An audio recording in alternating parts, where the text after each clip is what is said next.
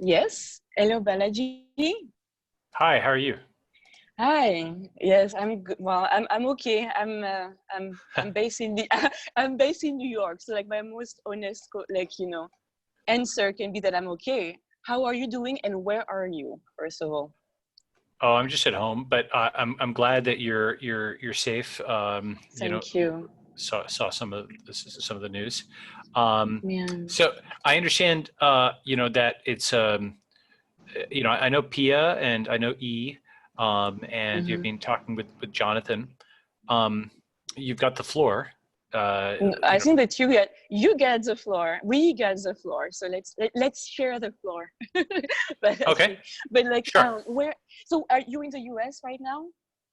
Yeah. Well, so the uh, I, I am concerned about privacy and so on, so I don't really Okay. talk about that. Yeah, No, but go okay, ahead. perfect. I see. No, but I would love to like first of all like know how you're doing, of course, and also like maybe like get an understanding of what what excites you today about the opportunities of emerging cities. I know it's a very broad question. It's a very broad like question, but I think that for what I've seen and heard about like your incredible work, is that you're very much like future forward and future oriented. And Yeah. so I want to understand, like, for us to discuss more about like how emerging cities, are like an inspiration for you. Well, yeah, sure. Yeah. So one of the things I've been very interested in is online education for folks in the developing world. I taught a MOOC course in 2013 which actually got like a 250,000 students from all around the world, from Nigeria, from Brazil, Honduras, India, of course, and so on. And that was 7 years ago. And if I did another version of it today, probably would be larger. And it really just showed me how much talent is out there that hasn't really been tapped and integrated into the global economy. And that's something I've thought a lot about, because for something like education, you can produce it for a fixed cost and distribute it at scale and increase a lot of people's human capital by doing so. It doesn't need to be a scarce resource. Looks like Mhm. someone's got echo or something. Yes, I'm sorry. I mean, like, COVID, so I'm in common Oh, areas. So I okay. apologize for Oh, no the worries, no being worries. forbidden. Yeah. Um, So I think that we have, thanks to the global internet, now everybody's got a smartphone. We can use that and turn that into a university, which we've done somewhat with MOOCs. Mhm. And then the next step is to turn that into a jobs board, where you can just instantly get a job and have skills, matched to that. Just like you've got a personalized Twitter feed of things that are suited to your interests, you get tasks that are suited to your education and your skills. So if you know computer science or design or something like that, you get a feed of tasks. And this is something I've been thinking about for a long time. But the point being that now anybody could earn from anywhere if they are at all interested in getting a skill. They get it for free, and then they can start earning more money. And Mhm. so that's something I think about, where we can use the internet as sort of a skyhook to lift folks up around the world. And Yeah. Mhm. and then we can hopefully use that to achieve greater levels of global equality. So that's the kind of thing I think about. Okay, wonderful. So, like, yes, you just mentioned, that one of the principles that inspires your work is also around, like, it's around equality. And can I ask, like, in a more personal way, if you don't mind, like, what do you think as like triggered your interest in justice and inequality? Well, I think seeing the rise of China and India over the last 30 or 40 years showed me how much human capacity was being held back by bad systems. And you can add to that much of Eastern Europe, much of Russia, um, and now in Africa, places like Rwanda are starting to do well, especially Yeah, after their yeah, genocide. Paul yeah. Kagame, I think, has done a very, very good job. Um, Hmm. and I've been very interested in how folks have um, basically built up a society from nothing. From And nothing. Yeah. just like you build up a company from nothing, how do you build up a country from nothing? And if we can give people the tools to achieve that, you know, we don't necessarily need to stop at quote equality. What we really want to do is have an incentive for them to surpass us. Yeah. And by Agree. that, Leapfrog. Yeah. yeah, leapfrog. And so what I mean by that specifically is, if you have, just as a thought experiment, if you have $100 and there's someone who has $0, well, okay, you might give them $1, you might give them $2. Most people will stop before they give them $50. So it'll decelerate. If that person has $35 and you have 65, people may not give another 15 or whatever, right? Because they're already somewhat close. And so if you're doing it through pure redistribution, there's some diminishing returns on just pure charity. By contrast, if you invest in that person, well, then maybe by the end of it, it goes from $100 and $0. You give them $20. You invest in a business, and then maybe there's $400 to split between you two, right? And you know, because there's been wealth creation. And so I think that's something I think a lot about is. It's certainly equality in the sense of bringing folks up, treating them with respect, bringing them to a basic level, but we shouldn't even stop at that. We need to figure out how to incentivize folks to make people richer than themselves. I completely agree. We're very much aligned on that. So wonderful. I was wondering, like, how do you incentivize individual to join your platform? What have been the mechanisms that you put in place to ensure that individuals are adopting, integrating you and using your tools? Well, so I'm not launching anything right now. I mean, I may be at some point. But at least today, I think in 2020, what you want to do is build an online community first that shares your values, and then the problems that they're trying to solve are obvious from just discussing with them, and then the tools that you build are things that they would use. Yes. And are you looking at that in terms of like, because I'm anchoring my thinking and my question based on like the educational platform that you've developed, right? Yes. Oh, yeah. So that's why, are you integrating that through like, through what type of medium? Is it like through government? Is from the private sector, through schools? Like, how are you being able to socialize its tools? I understand. So it was a Stanford course on Coursera back in 2013. But I want to export it and then have it be standalone. It's been just something to be on my to-do list for now 6 or 7 years, and I need to do an update of it. So that's a short version. Okay. And so in this time of uncertainty and chaos, how do you keep like your hopes up? How do you keep, like, what keeps you innovating and creating and waking up every morning? That's a good question. I think that too much social media is bad for the brain, because it's something where social media has sort of rediscovered the mainstream media prioritization algorithm, and it will put lots of things in front of you that are highly engaging, but make people angry or sad or depressed or what have you. So filtering that is important, though it's not always that easy to do. That's one. And it's kind of like, more generally, I think your information diet needs to be as carefully curated as your food diet.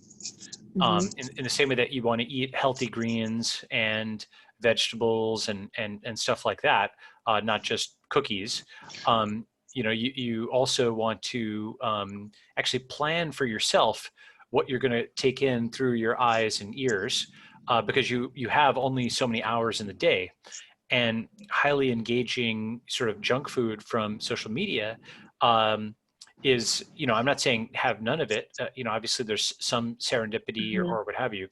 But if you make room for the math book that you've always wanted to learn, or to learn a new language, to budget for that explicitly, so you have something which isn't giving you that immediate payoff of, like you got immediate feedback on something. It's a longer term payoff. I think that's worthwhile to sort of budget that for oneself. Yeah, I see. No, so self-control and self-preservation. No, definitely. I really liked, the prompt that Jonathan gave us and the poetic of it around, like, given the current, like, critical juncture, like, what are our and what may be our future memories, right? And so like, do you have some thought about that? Like, it's a time that we will remember, right, in our lifetime, that generation in the future are going to remember, in terms of like COVID, in terms of like, then again, like the violence against people of color, all of these different crises like together. And so like, yes, in terms of like future memories, what do you want to remember like this specific time and place as in 10 years when you look back? I know it's a philosophical questions, and I don't necessarily have the answer to that as either, but it would be interesting to explore if you're game. Yeah, I understand. How to respond to that? Unfortunately, I'm very bearish about the near-term future and even the medium-term future from a civil conflict perspective. And the thing about the current time period is, for example, a month ago, someone had this tweet which said, "I'm calling it now. Coronavirus will be the story of 2020." And at the time, it seemed okay, duh. Like everyone had been talking about only that for the last 2 months. It had dominated international headlines. Everyone was talking about social distancing and whatnot. It seemed like there was pretty much nothing else people were going to think about for the next year or so. And, it talks about a vaccine and drugs and what have you. And it seemed like the most obvious tweet. That's why it was kind of like a joke, right? And somebody replied to it and said, "I hope you're right, because I can't imagine what would sweep this off the headlines." And so right. And the problem is, of course, that COVID-19 is a virus. It doesn't care what's in the headlines or not. We've sort of treated it as if something that's not in the news cycle is no longer a threat, but it is. And it really doesn't care what's in our heads. It will continue to attack our bodies regardless. So something and look, I just in terms of concern for public health, I am concerned that we're going to see spikes coming in a few weeks. These are some very, very, very large crowds. It's like the total opposite of social distancing in many ways. And so like whatever control efforts we put in place, at the cost of literally trillions of dollars, in lockdown and so on and so forth. I mean, I hope it wasn't wasted, because that would be really terrible. Other countries have managed to get COVID under control. And they've gotten their green zones together, where they use the lockdowns to put testing regimes in place, tracing regimes in place. I'm bearish in the short term. I understand. I don't want to say, hey, I'm going to remember X or Y or Z, because it's almost as if we've entered something that's similar, frankly, I think, to like World War I or World War II, which were four years of dislocating events, where people didn't know when or how it was going to end. And I think that's kind of where we are now, where some dominoes have flipped. Yeah, exactly. Yeah, no, I hear you. No, I was thinking, as you were speaking, but I don't know if it's a topic that we want to get into, but like for, the protests are like, obviously like, peace, like needed, because they are talking about, like racism being like a public health issue as well, and very much linked to COVID. And that like the police, and the law enforcement forces should be also like ensuring that they're not like making these protests like unsafe through their practices as well. Anyway, so it's a longer conversation, so let's not necessarily get into that rabbit hole at the moment. We can have it like offline. But yeah, I think that what was interesting to me is that, to your point again, like what happened in 2020, and what is the headline.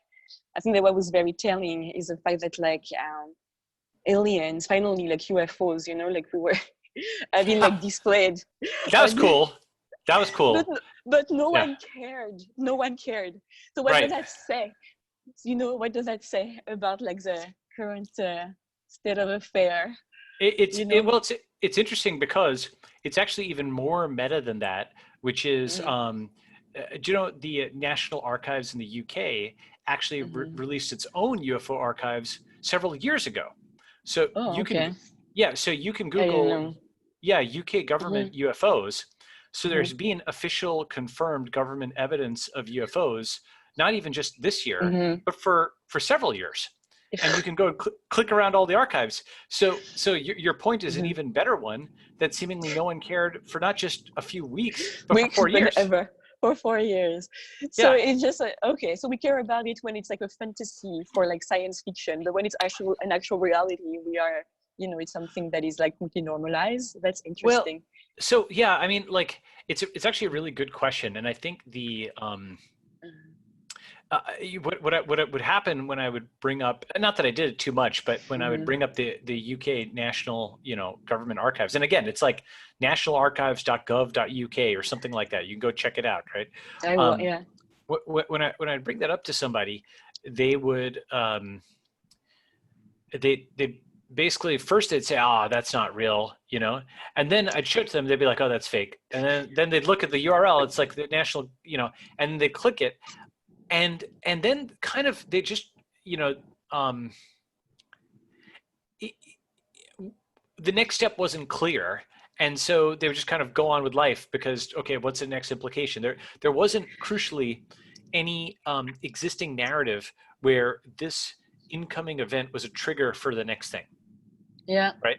And I see. you see what I'm So saying, right? Like, it's not domino effect. It's like, yes, it's like actually like just a fact, and how do we deal with it? And it doesn't have like, it's not connected to like a whole system. So how does like exactly. alien, yes, connect to the economy or connect to health? Yes. That's right. I'll give an Yeah. example. Like, just one very concrete example. Mm-hmm. American troops were stationed in South Korea for many years.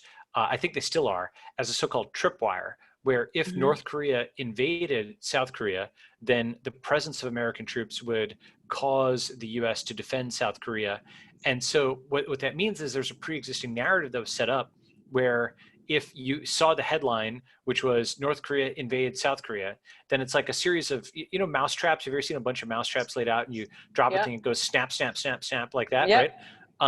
So that's, you can get at least some sense of what the story is. If It's X, always. then Y, right? Yeah. And Consequently. and and so I think that UFOs don't fit into a story like that, or at least not a plausible one. Then. Um, Yeah. and so therefore it's just like a dead end for people. You need someone to say, okay, because we know this, then we do Then. X. Yeah. No, I For understand. example, Yeah. yeah, here's an example to me, which is, because we know that, we should, fund research on it, right? Mm-hmm. Mm-hmm. Or because we know that, we should have like books written on that stuff to try to surface the most important aspects. I'll give you, it's funny Well, on the UFO. Go ahead. Yeah. so, like I have been like signaled that we have to like Yes. that I need to start the transition. But it Okay. means that you do have the floor now that you can share with someone else. So if you are to start the conversation with like alien and UFOs, I think that you actually might Sure. create a nice setup. So but it was a pleasure speaking with you, Balaji. Like really. You too. So